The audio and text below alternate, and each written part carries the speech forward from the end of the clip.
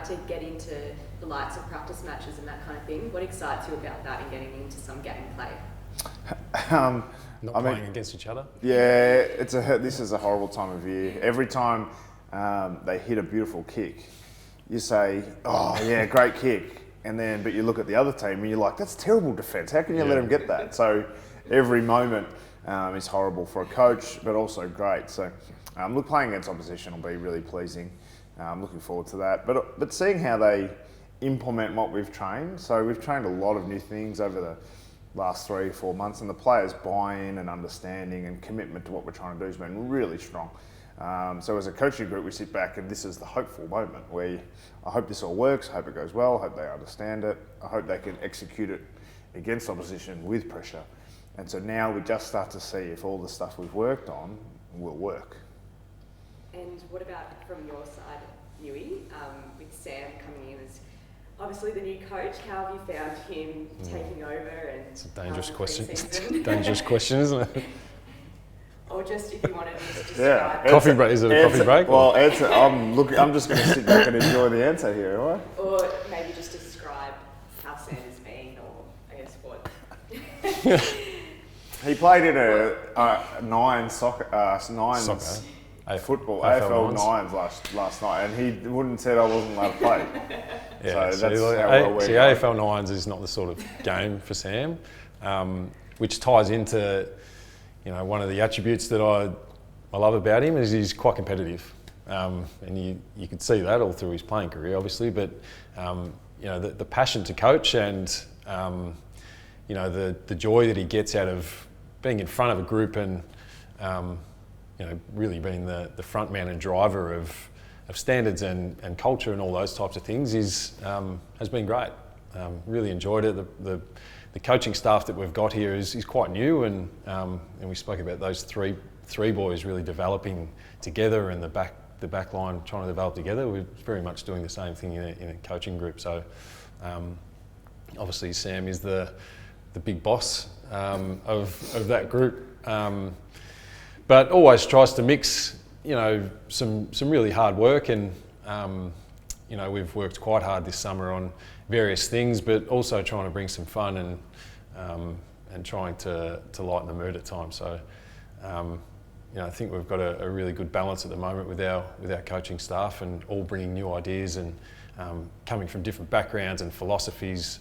All those things we're sort of putting in the pot and trying to find the right direction for our group. Trying to do that with a smile on our face and trying to enjoy what we do. Well, a few really positive things happened. One, we got an office, sort of 2 offices for the assistant coaches, and sort of said, these guys go in this one and those guys go in that one, sort of set up at the start of the pre-season. And 4 days later, I walked down that end of the building and they're all in the same office. So I think the camaraderie and the togetherness of that group has been really strong.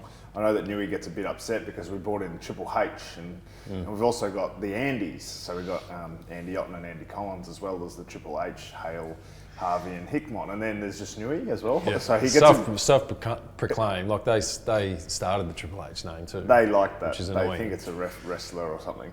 Yeah. So he's a bit left out with the coaches, but I think that. The other thing that happens is I come up and I jump in their office after I've been somewhere, and they'll be reviewing not just the players or the trainer, but they're reviewing their own performance. Or when I was running this drill, if you could make sure we've got balls ready for that, or if you could jump on the cones, can you just keep kicking the balls in for the players? Or when you do that drill, make sure it's a bit tighter for time because we were late for the next thing. So they're reviewing their own performance during training. And when they're looking at themselves, trying to get the best out of themselves as a group, then it makes it much easier to do that for the players. And so I've been really pleased with the culture of the coaches group so far. But to be fair, we have had not any real challenges at this point. The pressure's about to come, and the same way we're sitting back and waiting to see how the players will perform under pressure. As a coaching group, we're actually exactly the same. How am I going to handle the pressure of being a head coach on game day? How is Newey going to handle his defence when we concede a couple of goals and I'm breathing down his neck? Or whatever those moments look like, we need to figure out how we can prepare for those and be able to perform at our best when the pressure's on as well. Yeah, I think he's looking forward to yelling. I think that's one thing that he's really keen to do is I just need to get that camera. seriously breathing down your neck. I can't wait for the opposition to kick a few goals to ask They're the not question. going to kick a few goals. You're the backs coach. Yeah, they Stop won't. them. Yeah, well, that's why we've signed those players. They're going to stop the goals. Okay, good. The other thing that Sam didn't mention is that we've changed offices, and so he's parked himself right next to a position where the players come up and down, and this is the result. So every time someone comes up the lift or is going home, it's like, oh, you about to get me a coffee? And so you walk in there, and quite often you'll have like a tray of coffees, and you'll think, who are they for? He's like, for me. He's got 6 of them. Thanks, guys. I think that wraps it up. And yeah, thank you both for your time. No worries. Thank you. Thank you.